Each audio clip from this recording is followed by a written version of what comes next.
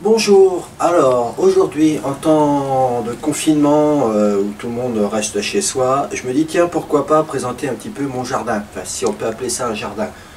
En ce qui me concerne, je ne dispose pas de jardin mais plutôt d'une petite terrasse de 6 mètres carrés qui donne certes sur un grand jardin, mais en tout cas me concernant, eh bien voilà, je me retrouve donc en rez-de-chaussée, en pied d'immeuble, sur une terrasse donc de 6 mètres carrés mais en renfoncement. Qui fait que là où c'est frustrant, c'est que j'ai essayé de faire pousser pas mal de plantes. Malheureusement, toutes les plantes cherchent la lumière et par conséquent ont tendance à s'étioler, à chercher, à vouloir vraiment se diriger vers la lumière, qui fait que ça donne vraiment pas du tout de bons résultats. Finalement, le bon compromis, eh bien ma foi, c'est d'utiliser des plantes qui ont l'habitude de pousser comme ça en sous-bois, sous les arbres, vraiment donc justement dans les renfoncements. Ce qui fait que du coup, qu'est-ce qui pousse le mieux? Ce serait entre autres les fougères et puis d'autres plantes éventuellement. Donc ce que je vous propose, c'est que je vais vous montrer en détail les plantes que j'ai sur ma terrasse. Et puis si ça peut donner des idées, eh bien on voit ça ensemble. Alors pour commencer, je vais vous parler du Syrtomium fortunae de la variété Clivicola. Une plante originaire d'Asie du Sud-Est qui va pouvoir monter à environ 50 cm de hauteur. Son feuillage est semi-persistant. Alors, le feuillage effectivement qui peut paraître un petit peu avec des couleurs brunâtres comme ça, c'est tout à fait normal puisque si je tourne la feuille, je vois les sores, hein, donc là les sporanges en fait, on pourrait appeler ça donc, bon ce ne sont pas des graines, hein, ce sont donc des sores, des spores si vous voulez, qui permet donc à la plante de se multiplier. Donc là, en tout cas, les jeunes pousses, elles, sont d'un joli vert par contre, hein. Donc ce qui veut dire que cette plante-là va faire de nouvelles pousses avec un feuillage bien vert. Voilà, donc ça c'est la première. Ensuite, je vais vous montrer l'Athyrium. L'Athyrium, alors celle-ci c'est l'Athyrium vidali, qui fait un joli feuillage coloré, qui est aussi originaire d'Asie du Sud-Est, qui va monter à 60 cm de hauteur environ. Elle est caduque. Alors, quand on dit qu'elle est caduque, c'est-à-dire qu'elle devrait donc perdre ses feuilles pendant l'hiver. Mais comme ici, on se retrouve donc plutôt très à l'abri du froid, eh bien, ma foi, on pourrait presque dire qu'elle est semi-persistante, puisque finalement, ses feuilles, elle ne les a presque pas perdues. Elle en a perdu un petit peu, mais pas tant que ça. Et voilà, donc une jolie variété intéressante. Je trouve que son feuillage est vraiment original. Alors une autre variété d'Athyrium, c'est l'Athyrium nipponicum ursula red. Alors qui lui est vraiment donc un feuillage vraiment très particulier puisqu'il n'est pas vert du tout, bien au contraire. Il fait son feuillage vraiment donc presque d'un rouge, voire argenté, gris argenté. Alors également, c'est pareil, pendant l'hiver, donc elle perd ses feuilles. Et au printemps, ça se redéveloppe. Voilà, donc là, il y a encore un autre Athyrium vidali à côté. Ensuite, j'ai le Dryopteris. Alors celle-ci, par contre, est vraiment intéressante puisque cette espèce ne perd pas du tout ses feuilles. Donc c'est vraiment une variété persistante, originaire d'Asie orientale. Donc il peut monter à 70 cm de hauteur. Voilà. Une autre variété, une autre espèce d'Athyrium, l'Athyrium filix femina, donc qui se rapprocherait le plus de la fougère que nous trouvons chez nous en France, en Europe, hein, puisque de toute façon elle est originaire d'Europe. Alors elle avait perdu complètement ses feuilles pendant l'hiver. Mais ça y est, tout ça, ça redémarre. Alors, quoi dire? Bon, les Athyrium, on compte plus de 25 espèces hein, d'Athyrium. Hein. Bon, je suis loin de les avoir toutes. Alors, une autre fougère curieuse, intéressante, c'est de voir à quelle vitesse les frondes se développent, puisque celle-ci, il y a encore 3 jours, on ne voyait rien. Tout était encore en terre. Et là, aujourd'hui, On voit donc ces nouvelles feuilles là, prêtes à se développer, à se dérouler. Donc c'est assez spectaculaire de voir une fougère à quelle vitesse ça peut se développer. Bon là aujourd'hui donc là voilà l'aspect.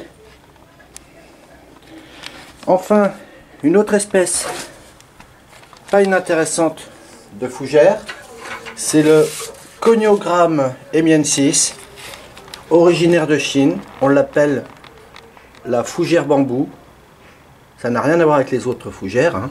Son feuillage est vraiment très curieux, puisqu'avec ses zébrures comme ça, je trouve ça très original. Bon, c'est une plante aussi caduque, je veux dire. Mais en tout cas, donc, il peut être de croissance assez rapide. Voilà, alors toutes ces fougères que je vous ai montrées supportent très bien jusqu'à moins 15 degrés. La condition par contre, c'est justement de les avoir plutôt à l'ombre, voire mi-ombre. Surtout pas donc en plein soleil. À l'abri des grands froids, des courants d'air. Bon bah là du coup, tout ça, ça se présente tout à fait. C'est l'idéal pour leur développement. Alors, il n'y a pas que des fougères. Je vais vous montrer une autre plante que j'ai aussi sur la terrasse, qui est donc le Carex oshimensis de la variété Evergold. Donc je trouve que l'association de cette graminée avec les fougères est intéressante. Pour la petite histoire, tous les ans, j'ai en vacances le chat de mes enfants. Et ben, finalement, il est heureux ce chat parce qu'il adore grignoter, mordiller donc la graminée, également même les fougères. Ça ne fait pas de mal à la plante, hein, les plantes n'en meurent pas pour autant. Le chat, il est content. En tout cas, à savoir qu'il n'y a aucun risque en tout cas pour les animaux. Hein, même si vos animaux mordissent les plantes, il n'y a absolument aucun risque. Voilà, sinon qu'est-ce que j'ai d'autre? Une plante aussi, la Vinca major, qui supporte aussi très bien donc d'être à l'ombre, hein, puisque là aussi en pied d'arbre cette plante se développe très bien. Alors pour l'instant je n'ai pas eu l'occasion de la voir fleurir encore, mais en tout cas donc ça fait un feuillage. Quoi d'autre? J'ai un petit érable du Japon. Voilà, bon il n'est pas bien grand. Le rêve ce serait un jour d'avoir enfin un jardin pour pouvoir vraiment le planter en extérieur. Bon pour l'instant c'est pas le cas, mais bon ça viendra peut-être un jour. J'ai une clématite, voilà, qui a fait donc là une belle pousse bien vigoureuse. Voilà. J'ai aussi depuis le début, ça fait donc 15 ans que j'habite cette résidence, l'une des premières plantes donc à avoir été installée sur la terrasse, c'est ce Camerops humilis.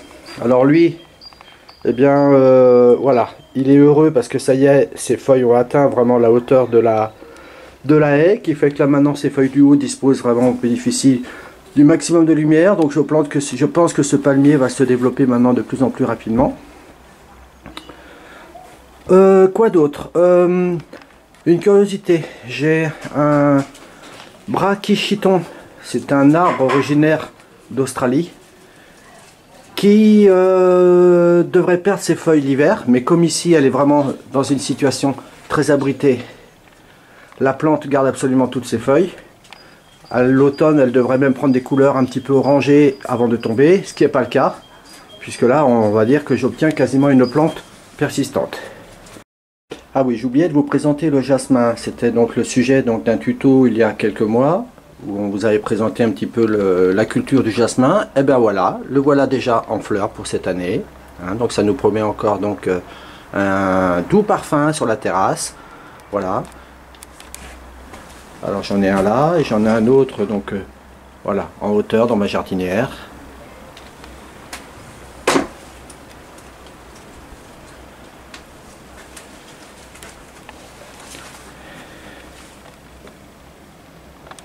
Alors donc l'une des premières plantes que j'avais plantées aussi, c'était une clématite armandie qui finalement je l'avais plantée au pied de la haie et finalement celle-ci a cherché la lumière et du coup a colonisé une grille qui donne sur le parc, qui fait que là je dispose de floraison depuis le début février, sachant que nous sommes aujourd'hui le 29 mars.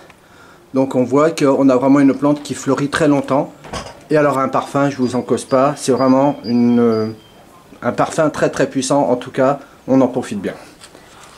Voilà, donc quoi dire d'autre? Bah, je crois que voilà, je crois que tout est dit. Et puis bah, n'hésitez pas en tout cas à me poser des questions si vous le souhaitez.